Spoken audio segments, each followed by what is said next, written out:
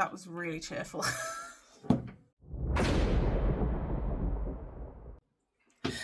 I have been a Storygraph user for a long time, and they have always had a recommendations page block area on their website where they recommend stuff to you. And they have just updated their website, and there is now a generate recommendations button on it. So I think I would like to do a little experiment where we're going to generate some recommendations, and I'm going to pick 3 or 4 of them to see what they are as well. Maybe I've read some of the recommendations they're gonna generate, but I want to see what they recommend me, and I want to give some of them a go and see how good their recommendations are. So on the homepage, I'm currently reading A Psalm for the Wild Bill. Let me make sure there's room for you. There's your to read pile, and then there's recommendations. So I don't have any recommendations generated at the moment. Click the button below to get started. Does it just pop up? Is it going to ask me for parameters? Oh my God. Okay, based on my survey. I haven't had a survey, have I? Oh, okay, so there's loads of different ones. 1, 2, 3, 4, 5, 6, 7. Oh my God, there's loads. Okay, what if we try and pick one from each area? How many? Oh, that's quite a lot. I don't know what the survey is. Browse. I don't remember taking a survey. Oh, well, I mean, I've read that first one and I didn't like it. Oh, none of these are shouting out at me. Oh, okay. The Witch's Heart by Genevieve Gornichek. That was on my TBR for ages and I never got around to it. So, okay, that can be one. That can go on the list. Let's put that on my list. Write that down. I will say, Assistant to the Villain, I have no interest in reading. Battle of Blood, no. Fourth Wing, no. None of these look good or interesting to me at all. Guild, definitely not. This is a certain kind of... Ooh, All Our Hidden Gifts. Nature of Witches was on my list for a while. Crave. Okay, so there's definitely a certain type of book that is being recommended there. Recent reads, I have just read a couple of children's books in a row, so I'm wondering how much of these are going to be, yep, that's a Roald Dahl. Young adult, Fruits Basket. I did read Fruits Basket. I think I read it online when I was a teenager. It must have been over 10 years ago now. Wonder, I've seen that cover around quite a lot, but I've never worked out what it's about. I won't describe what I look like. Whatever you're thinking, it's probably worse. August Pullman was born with a facial difference that up until now has prevented him from going to mainstream school. Starting 5th grade at Beecher Prep, he wants nothing more than to be treated as an ordinary kid, but his new classmates can't get past Augie's extraordinary face. That sounds like it's going to be profound. Judging from, it's a 4.3 on Storygraph. Yeah, let's give that a go. Similar users loved. Daisy Jones and the Six from Blood and Ash. Okay, I have no intention of reading any Jennifer L. Armentrout. I don't particularly want to read Daisy Jones and the Six. Like, maybe. 7 Husbands of Evelyn Hugo. I've heard a lot about, but I don't know. It's never been that interesting to me. Never heard of More Happy Than Not. It does say romance though. Heartstopper, I'm really not interested in. Simon versus, no. Violent Delights, absolutely not. Lightning Thief, I have read. None of this is jumping out at me. I really don't want to read Song of Achilles. I've heard of a lot of these and just don't want to read them. Aristotle and Dante discover the secrets of the universe. I have heard good things about this one. Aristotle is an angry teen with a brother in prison. Dante is a know-it-all with a unique perspective on life. When the two first meet, they seem to have nothing in common. But as they start spending time together, they develop a special friendship, the kind that changes lives and lasts a lifetime. Together, Ari and Dante will learn the most important truths about the universe. You know what? Oh, but Mia really liked it. And lots of people really like it. I don't think I'm going to enjoy it. So I'm not going to pick anything from this. Young adult picks, I'm going to skip because we know how I feel about young adult. I feel like that's asking for trouble. Magical realism. I do like some magical realism. Okay. Invisible Life, absolutely not. What is In Love in the Time of Cholera? It's a classic, and it's a no. We Ride Upon Sticks. None of these are catching my attention. The Unmaking of June Furrow. I really enjoyed the Fable series that Adrian Young wrote. This doesn't look like it's young adult either. In the small mountain town of Jasper, North Carolina, June Furrow is waiting for fate to find her. The Furrow women are known for their thriving flower farm and the mysterious curse that has plagued their family line. The whole town remembers the madness that led to Susanna Farrow's disappearance, leaving June to be raised by her grandmother and haunted by rumours. It's been a year since June started seeing and hearing things that weren't there. Faint wind chimes, a voice calling her name, and a mysterious door appearing out of nowhere. The signs of what June always knew was coming, but June is determined to end the curse once and for all, even if she must sacrifice finding love and having a family of her own. After her grandmother's death, June discovers a series of cryptic clues regarding her mother's decades-old disappearance, except they only lead to more questions. But could the door she once assumed was a hallucination be the answer she's searching for? The next time it appears, June realises she can touch it and walk past the threshold, and when she does, she embarks on a journey that will not only change both the past and the future, but also uncover the lingering mysteries of her small town and entangle her heart in an epic star-crossed love. Now, that sounds like it might be time travelling, which I am not super invested in. I think this is a possible. What else have we got? Siren Queen. That looks cool. Now I started the really popular series but that Nevo has written and I didn't get along with it. But what's this one? Dazzling new novel. When was this published? 2022. Lily Way is beautiful, talented, and desperate to be a star. Coming of age in a pre-code Hollywood, I don't know what that means. She knows how dangerous the movie business is and how limited the roles are for a Chinese-American girl from Hungarian Hill, but she doesn't care. She'd rather play a monster than a maid. But in Lily's world, the worst monsters in Hollywood are not the ones on screen. The studios want to own everything from her face to her name to the women she loves, and they run on a system of bargains made in blood and ancient magic, powered by the endless sacrifice of unlucky starlets like her. For those who do survive to earn their fame, success comes with a steep price. Lily is willing to do whatever it takes, even if that means becoming the monster herself. Yep, that's going on the list. Siren Queen by Nevo. 100% yes. Okay, let's go to fantasy. Cemetery Boys, it's young adult. I don't really want to read any of that. I don't want to read any of these. Stardust I have read. Witch Boy. I do like a graphic novel. In 13-year-old Asta's family, all the girls are raised to be witches while the boys grow up to be shapeshifters. Anyone who dares cross these lines is exiled. Unfortunately for Asta, he still hasn't shifted, and he's still fascinated by witchery, no matter how forbidden it might be. When a mysterious danger threatens the other boys, Asta knows he can help as a witch. It will take encouragement of a new friend, the non-magical and non-conforming Charlie, to convince Asta to try practicing his skills, and will require even more courage to save his family and himself. That's a really high rating. Yeah, I like a graphic novel. And it sounds like we might be exploring like transness as well. That's cool. Mystery picks. Oh, I mean, Rivers of London, I've been umming and ahhing about. Come on, load. Oh, it's not there. Invisible Library I've read. Our Crooked Hearts, young adults. Romance, young adults.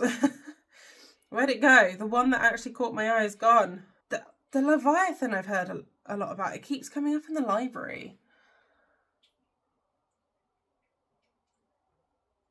No, that looks like the type of historical stuff that I'm not interested in. Arts, Arsenic and Adobo. The first book in a new culinary cozy series full of sharp humour and delectable dishes, one that might just be killer. Okay. When Lila Macapagal moves back home to recover from a horrible breakup, her life seems to be following all the typical rom-com tropes. She's tasked with saving her Tita Rosie's failing restaurant, and she has to deal with a group of matchmaking aunties who shower her with love and judgment. But when a notoriously nasty food critic, who happens to be her ex-boyfriend, drops dead moments after a confrontation with Lila, her life quickly swerves from a Nora Ephron romp to an Agatha Christie case, with the cops treating her like she's the one and only suspect, and the shady landlord looking to finally kick the Macapagal family out and resell the storefront. Lila's left with no choice but to conduct her own investigation. Armed with the nosy auntie network, her barista best bud, and her trusted dachshund, Longanisa, Leela takes on this tasty, twisted case and soon finds her own neck on the chopping block. It's got okay reviews. I mean, it's a light-hearted mystery. Yeah, we'll give that one a go. An interesting mix of things so far. Where's my list? It's gone. LGBTQ, I didn't say that right. Okay. What? Okay, the first one I'm jumping to is The Scum Villain's Self-Saving System. Ren Fampai Ziju Zitong? Sorry, I probably butchered that. What is this about? The blockbuster boys' love novels from China that inspired the animated Scumbag System series, streaming in English. The hilarious story of a man reborn as a villain in a fantasy novel series who ends up romancing the male protagonist. No, I DNF'd a very similar book a while back, and that's not going to do it for me. Broken Blade I'm not particularly interested in. You know what? Iron Widow. I've looked at this. Why have I not picked up Iron Widow before? Because Pacific Rim, I love. Handmaid's Tale, I've never seen or read, and I'm like semi-interested in. Boys pairing up with girls to pilot chrysalises, giant transforming robots that can battle the mecha aliens that lurk beyond the Great Wall. Doesn't matter that the girls often die from that mental strain. When 18-year-old Zaytan offers herself up as a concubine pilot, it's to assassinate the ace male pilot responsible for her sister's death. But she gets her vengeance in a way nobody expected. She kills him through the psychic link between the pilots and emerges from the cockpit unscathed. She is labelled as an Iron Widow, a much feared and much silenced kind of female pilot who can sacrifice boys to power up chrysalises instead. Yeah, you know what? We'll give this a go. I would like to know once and for all whether it's something I would enjoy, so we can come out of that one. And then finally, out of my comfort zone. Oh, straight away, a man called Ove. I think I've heard either Murphy or Sid talk about this one. It might be Murphy. Ove is almost certainly the grumpiest man you'll ever meet. He thinks himself surrounded by idiots, joggers, neighbours who can't reverse a trailer properly, and a shop assistant who talks in code. But isn't it rare these days to find such old-fashioned clarity of belief and deed? Such unswerving conviction about what the world should be and a lifelong dedication to making it just so. In the end, you will see there is something about Ove that is quite irresistible. Oh, it's translated as well. I am not super sold on that, but it's a possibility if I can't find anything else. Yellowface, I don't want to read. Duckfeet. What have I heard about Duckfeet before? Duckfeet is a coming-of-age novel set in the mid-noughties in Renfrew and Paisley, Scotland. Dive in and follow the lives of 12-year-old Kirsty Campbell and her friends as they navigate life from 1st to 6th year at Renfrew Grammar School. This book is a celebration of working-class life and youth in an ever-changing world. It uses humour to tackle hard-hitting subjects such as drugs, bullying, sexuality and teenage pregnancy, but moreover, it is a relatable and accessible portrait of figuring out who you are, plunging into the currents of life, and most of all, finding hope. That's a incredibly high rating for 405 reviews. 4.5 stars. Yeah, all right, we'll give Duckfeet a go. So, we have got 7 books. So we've got The Witch's Heart by, I can't remember, somebody go on a check. We've got Wanda, we've got Siren Queen, we've got The Witch Boy, we've got Arsenic and Adobo, we've got Iron Widow and Duckfeet. I'm intrigued. I don't know how long it's going to take me to find all of these, but okay. I'll see you when I finish them. Hello, so we have kicked this vlog off with a bang. I'm not sold on this lighting. I don't know why that's working, but we'll roll with it. So this vlog started off with a DNF. As they are wont to do. I didn't get along with Arsenic and Adobo.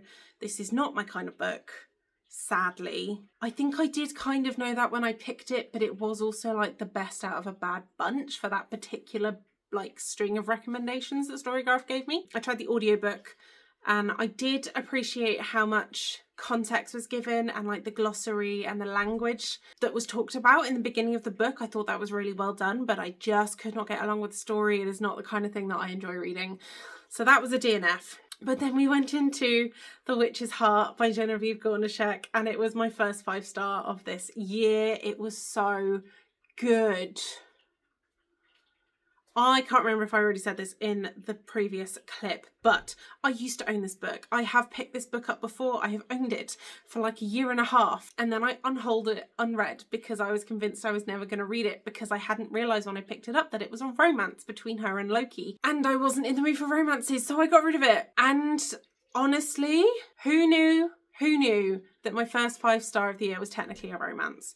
This is, don't get me wrong, it's all about Angrboda and her life and the fact that she has been traumatized, to say the least, and cast out into the wilderness, and she's just trying to make a home for herself, trying to make a life for herself, trying to survive these fucking gods and their fucking whims. And then Loki comes along and physically gives back the heart that she left on the pyre that she was burned alive on, and then they fall in love, and the banter was like on point. And you've got it, like, I'm very picky when it comes to the banter, but the banter was on point. And she makes a friend who is delightfully butch, and she is very, like, she's so independent. She does what she wants. She's a witch. She mixes potions.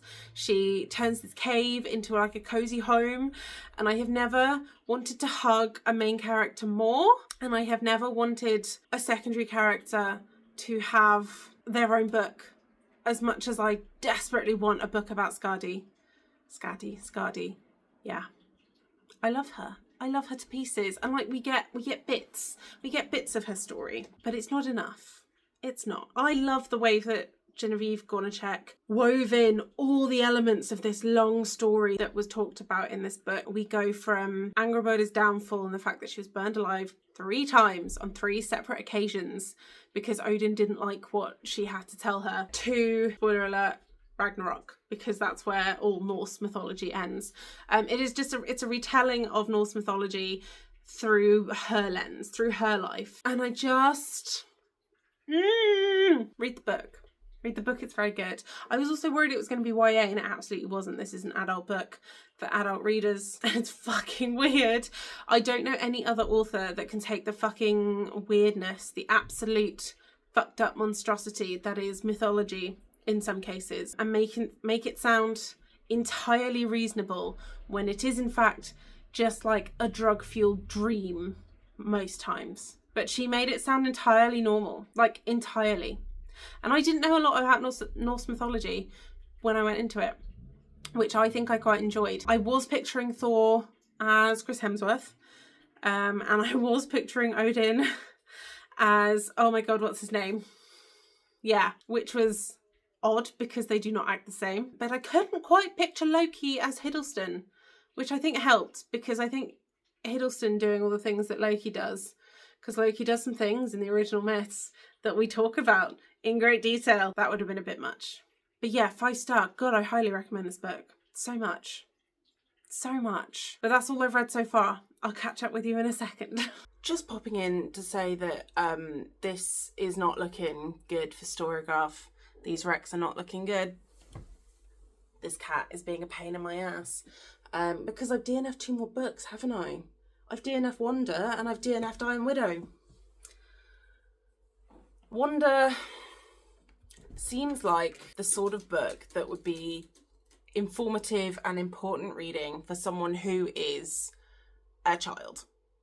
Like, absolutely the sort of thing you want to read when you are young, to get you thinking about these things and to dig out those prejudices that might have crept in when you weren't aware, because you are a child and you are still thinking and learning about the world. We are following the account of a child with a facial disfigurement that is not explained or described, but he is starting school, and it is talking about his experience of starting school with a very obvious facial disfigurement, and how his family feels and how the people around him feel about this and their experience with it. I cannot speak to how well done this is, to how well written this is.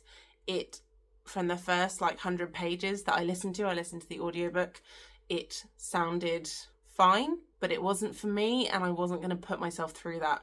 I have worked in special education my entire career pretty much, so I am very well versed in what other people think about people who are different. So I didn't feel like I had anything particularly new to gain from this. Thank you, Kat. and I didn't want to sit through that book. It wasn't for me. I think it's good for children to read, but not for me. I started Iron Widow. I think I got about 3 pages in and decided it just wasn't for me. I do not care about giant robots that are piloted by concubines and other things. You know what? The vibe's not for me. I see a lot of buzz about it online. Other people love it. That's fantastic. I will continue to watch Pacific Rim because big robots are something I can really only enjoy on a screen, I think. I love the idea of trying to combine it with like adjacent, fantasy adjacent versions of Chinese history. I think I'm getting that right. Love the concept for other people. Don't love the concept for me, is the basic reasoning behind these DNF. I just didn't like the books. I just didn't like it. So if we're going to tally these up at the moment, we've got 3 DNFs and 1 5-star.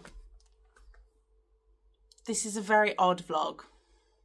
It's a very odd vlog. Let's see what the next clip brings, shall we? Because I can't predict what's going to happen anymore. I did it. I finally finished this list. So let's talk about these books.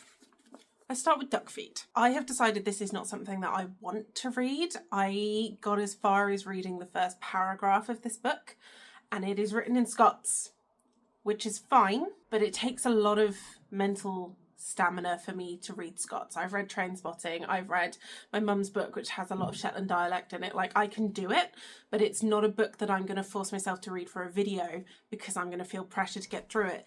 And it's not small. So this is not a DNF. We're going to put this away until I'm ready to read it, until I'm ready to like sit down and power through it. Because right now I have done the thing that I apparently do every year now, which is line up a lot of vlogs that involve me reading a lot of books. So I feel a little bit pressured to get through my TBRs that are like 30 plus books long in total. And this is not something that I want to stress myself out with right now. I think it's going to be heavy hitting. I think it's going to be brave. I think it's going to be one of those novels that like really dials in on intricacies of everyday life. But this is not a book that I'm going to pick up right this second. So it's a no for now. Like, still interested, just not for this video. Then we have Siren Queen by Nevo. This was nothing like what I expected. I'm not even sure what I did expect, but it wasn't this. Was it? It wasn't this. I don't know how to describe this without spoiling it, so I'm gonna do my best. We follow Luli Wei, who desperately wants to be on screen. She wants to be an actress. This is set in like roughly 40s LA. It's supernatural, but Nevo does this thing with the world building where she doesn't explain anything. Like I don't know their pronouns. They don't explain anything, ever. They just sort of drop down facts and information and terms and expect you to pick up on how this world functions and how this world is built just based on the nuggets that they drop.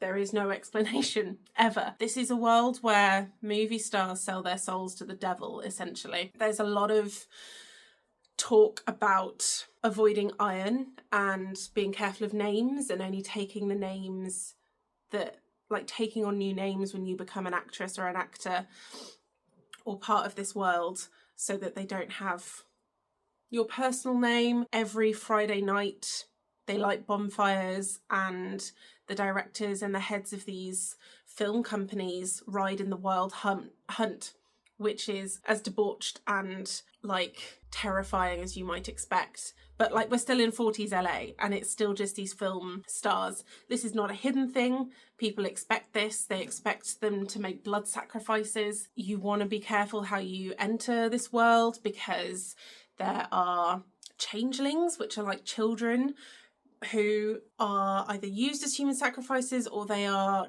like physically changed. They have surgery, they have magic surgery, essentially, I think, to change them into whatever they want so they can have the actors that they want for the starring roles. essentially. So it's all sorts of fucked up. It's very sapphic, it's very queer, which I wasn't expecting either, which was a lovely surprise. Luli is a badass the whole way through. It felt very similar to the way that Anarchus was in To Shape a Dragon's Breath, in the way that it was like a flat character arc, only Luli's is not flat. She just knows who she is and she stands up for what she wants, and she will go the hard route if it means holding on to her dignity and her herself as a person. Like, she wants to be on screen, but she's only going to sacrifice so much. I loved this. I've never heard of this before. Has anyone else read this book? It was weirdly difficult to get hold of. I had to find a secondhand copy and they only had one in stock. But then again, I'm not using Amazon, so I didn't check if it's available on Amazon. Yeah, I would really recommend this. It almost felt like lit fic rather than fantasy, the way that Nevo writes. I didn't love her novella series. The Singing Hills cycle, is that it? That didn't vibe with me. But this really, really did. This really, really worked for me. So yeah, would highly, highly recommend. And then lastly, I read The Witch Boy by Molly Knox Ostertag. This is almost exactly what I was expecting. This is about a boy who feels more of a kinship with witchery than he does with shapeshifting, which is what boys are supposed to do. Girls are supposed to be witches, boys are supposed to be shapeshifters. And then his cousins start disappearing or are kidnapped by this devil in the woods. And he has to sort of look into himself and work out what he wants to do and what he thinks he is able to do, and use these powers even though everyone is telling him not to. It is beautifully illustrated. There are some, like, the messaging is brilliant. It's laid out really clearly. It is for younger readers. I would say middle grade, if not young adults. I was expecting some trans storylines because I find the concept of, like, witches being women and wizards being men, like, people who take that stereotype and, like, pull it apart. I would love to see a trans exploration of that. I nearly got one with The Sapling Cage, but I really couldn't get along with the writing.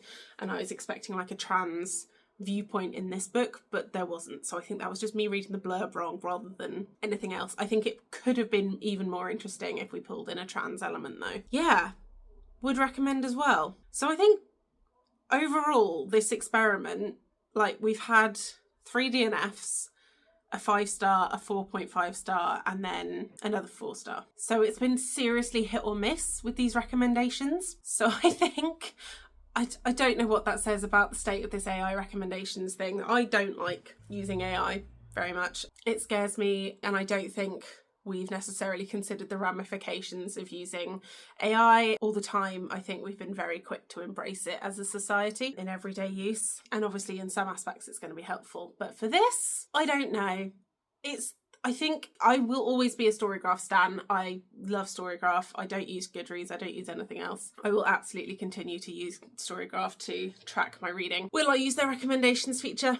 Maybe if I was really, really stuck for a book. But what I did find was that it's just recommending me books that I already know about, so it's almost like a reminder situation.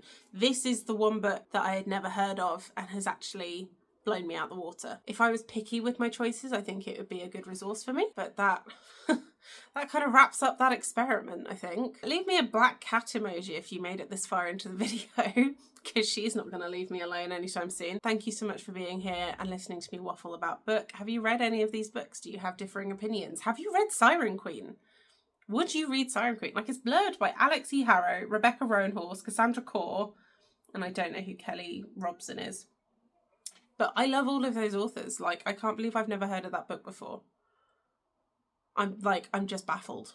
Anyway, yes, thank you for watching. All the links and stuff are down below. Like and subscribe and all that good stuff.